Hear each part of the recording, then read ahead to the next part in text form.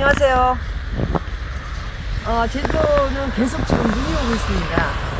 그런데 오늘 해가 굉장히 쨍쨍 내리쬐고 있어서요. 날씨는 바람도 없고 상당히 괜찮습니다. 여러분도 지금 전부 집에 계시겠죠? 네. 자연이 있는 곳에 있으면 굉장히 유리한 점이 언제든지 밖에 금방 나와서 이렇게 자연과 함께 시간을 보낼 수 있고요. 눈을 맞고 걷고 하는데도 좀 특별하다 이런 생각을 가져봅니다. 자, 오늘도 또 어떤 내용의 기사들이 있는지 읽고 함께 이야기해 보도록 하겠습니다. 오늘도 왕개미 연구소 이경훈 기자님의 내용 기사를 좀 읽어보도록 하겠습니다. 올해가 가기 전에 꼭 해야 할 5가지. 2024년 청룡의 해가 일주일 앞으로 다가왔다. 이제부터는 지난 1년 동안의 재테크 농사를 마무리하고 새해를 준비할 때다. 새해에 청룡 열차를 타고 비상하기 위해 지금 해야 할 일은 무엇일까요? 이런 내용입니다. 5가지인데요. 2023년 가기 전에 꼭 할 일 5가지 무엇일까요? 첫 번째, 잠자고 있는 돈을 찾아보세요. 이거 몇 번 제가 말씀드렸던 기억이 나네요. 통장에 혹시라도 아무 생각 없이 넣어놓고 있는 돈들, 아니면 뭐를 해서 움직이는 돈이라도 뭔가 다시 한번 체크를 하는 것 굉장히 중요하다고 생각합니다. 돈이 돈을 불려주는 일이죠. 한 해를 마무리하는 12월은 내가 미처 몰라서 잠자고 있던 돈을 찾기 위한 최적의 타이밍이다. 예전에는 숨어있는 돈을 찾기가 힘들었지만 지금은 시스템이 마련되어서요, 굉장히 쉽고 간편해졌습니다. 손가락 몇 개만 팡팡팡 움직이면 다 볼 수 있죠. 간단한 인증 절차를 거친 후요, 저축은행, 보험사, 증권사 등에서 나도 모르게 잠자고 있는 돈, 그런 것들을 알려준다고 하는데요. 홈페이지 상단에 내 계좌 한눈에를 클릭하고 진행하면 된다고 합니다. 계좌에서 잠자던 돈은 원하는 계좌로 입금해 달라고 신청하면 되고요. 안 쓰는 계좌는 바로 해지하면 됩니다. 두 번째는 한도 900만 원을 채우자. 연금 계좌, 곧 연금저축 플러스 IRP의 세액 공제 한도는요, 작년까지는 700만 원이었지만 올해부터는 500만 원으로 늘어났습니다. 만약 연금 계좌의 자동이체가 연 700만 원으로 세팅이 되어 있었다면요, 해가 가기 전에 200만 원을 더 넣어야 절세 효과를 극대화할 수 있다고 합니다. 이때 주의할 점은 연금 상품별 최대 세액 공제 한도, 연금저축은 600만 원까지이고요. 개인형 퇴직연금을 포함해야 900만 원입니다.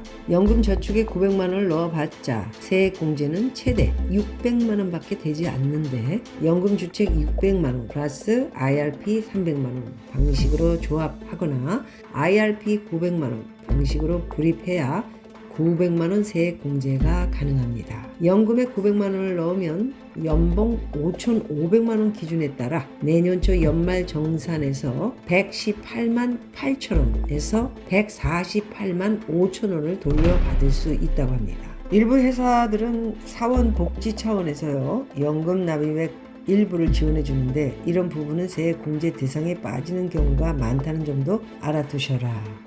참 꼼꼼히도 챙기셨습니다, 우리 이경훈 기자님. 세 번째로는 소멸 예정 항공 마일리지 쓰세요. 저한테 되게 중요합니다. 해외 많이 다니는 사람들은 꼭 챙겨야 되는 일이죠. 요즘 재테크 커뮤니티에서는 내년 1월 1일에 마일리지가 소멸된다는 문자를 받았는데요, 어떻게 해야 하나요? 라는 질문이 자주 올라온다고 합니다. 항공 마일리지는 유효기간이 10년인데요. 코로나 기간 중에 유효기간이 연장되었던 마일리지가 내년 1월 한꺼번에 소멸될 예정입니다. 그런데 현 시점에서 마일리지로 공짜 항공권 구하기는 힘들다 보니 유효기간 만료일을 앞두고 그냥 포기하겠다는 사람들이 적지 않다고 합니다. 하지만 그러면 결국 항공사만 배불리는 것이고요. 소멸되기 직전이라면 가성비는 아주 많이 떨어지지만 항공사 쇼핑몰에서라도 쓰도록 하는 것이 어떨까, 이런 내용이었습니다. 참고로요, 항공사 쇼핑몰은 가격이 마일리지로 표기되어 있어서 비싼지 싼지 알기 어렵죠. 저는 좀 도사기 때문에 잘 알고 있습니다. 값을. 네, 이거 공부하려면 시간이 많이 걸립니다, 여러분. 재테크 업계에선 항공 마일리지 가치가 1마일에 15에서 20원이라는 게 정설입니다. 마일리지에 15에서 25를 곱해 환산해 보면 대다수 상품들이 시중 가격보다 훨씬 비싸서 깜짝 놀랄 것입니다. 항공 마일리지는 싸지만 말고요. 국내외 항공권으로 바꿔서 여행을 떠나는 것이 가장 이득이라. 네 번째로는 해외 주식 250만원 수익을 내고 다시 사세요. 이것도 좋은 아이디어입니다. 수익이 좀 나셨으면 좀 팔고 또 들어가도 상관이 없을 수 있는 그런 절호의 찬스들이 많은데요. 애플, 테슬라 등 한국 사람들이 가장 좋아하는 주식이죠. 해외 주식 투자자이면서 올해 이익이 났지만 아직 현금화는 하지 않은 상황이라면 매매를 고민해보자. 해외 주식 기본 공제 250만원 혜택을 챙기기 위해서다. 저도 이런 것이 주식을 많이 안 해가지고요. 있다라는 것을 공부하게 됩니다. 해외 주식은 국내 주식과 달리 수익이 나면 양도세를 내야 한다. 이때 양도소득은 이익과 손해를 모두 고려하는 손익통산 방식으로 계산한다. 양도소득에서 기본 공제 250만원을 차감하고요. 22% 지방소득세 포함 세율을 적용한 금액이 세금이다. 가령 올해 해외 주식으로 1,000만원을 벌었다면 기본 공제 250만원을 제외한 750만원에 대해 세금 165만원, 22%의 세율을 내면 된다. 또한 기본 공제는 해외 주식 투자자 입장에선 1년마다 주어지는 비과세 한도입니다. 세금이 없는 겁니다. 1년 단위인 비과세 한도를 놓치고 싶지 않다면 보유 주식을 매도해서 수익을 실현한 뒤 다시 대상이 된다. 이런 말인데요. 참고로 비과세 한도는 단일 종목이 아니라 해외 주식 모든 종목을 합산해서 계산했다. 그런데 만약 운 좋게 250만원 넘는 수익이 발생했는데 세금 부담을 피하고 싶다면 어떻게 해야 할까? 손해보고 있는 다른 해외 주식을 일부 파는 것이 방법이다. 해외 주식은 손익통산 방식이므로 최종 수익을 기본 공제 250만원이죠. 보다 작게 만들면 내야 할 세금은 없다. 이해하시겠습니까, 여러분? 좀 주식에 관심이 없거나 주식을 안 하시는 분들에게는 좀 어려울 수 있지만 이런 팁들 굉장히 상세하게 써 주셨기 때문에 공부할 만하다. 저는 그렇게 보고 있습니다. 자, 마지막 5번째. 1년에 1회 건강보험 스케일링을 챙기자. 만 19세 이상이라면 누구나 1년에 1회 치과 스케일링, 치석 제거술입니다. 1년에 한 번, 좀 여유 있으신 분 2번. 굉장히 좋죠. 건강보험 혜택을 받을 수 있습니다. 1회에 한 번은 보험 혜택 받을 수 있는데 비보험이라면 스케일링 한 번에 5만원에서 7만원 정도 드는데 10만원까지도 듭니다. 건강보험이 적용이 되면요 15,000원에서 2만원 정도로 비용이 싸집니다. 15,000원, 2만원 일하시는 대가에 비해 굉장히 쌉니다. 어디서 돈을 대신 내주죠. 나라에서 나머지 돈은 내주기 때문에 이거 아시는 분들은 한 번씩 하시는 게 좋을 것 같습니다.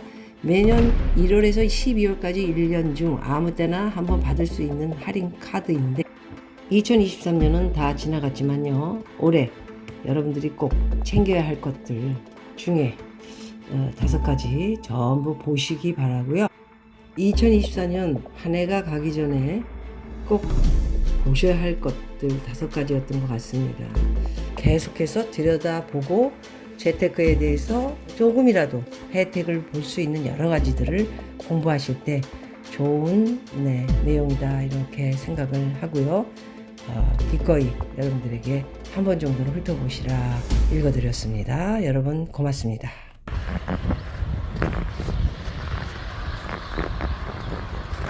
정말 겨울이 굉장히 사계절이 있는 곳은 긴데요. 한국도 꽤나 겨울이 긴 것으로 알고 있습니다.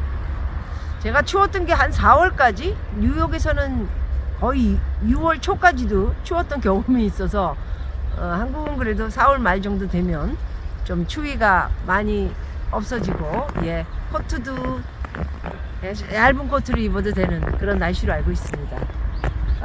얼마 안 있게 잠깐 동안 겨울이 이제 지날 것 같은데요. 여러분 충분하게 겨울 좀 나오셔서 추위를 좀 만끽하시는 것도 하루에 굉장히 엔돌핀이 나오는 날이 되지 않을까 하는 생각을 가져옵니다. 여러분 또 좋은 영상으로 인사드리도록 하겠습니다. 고맙습니다.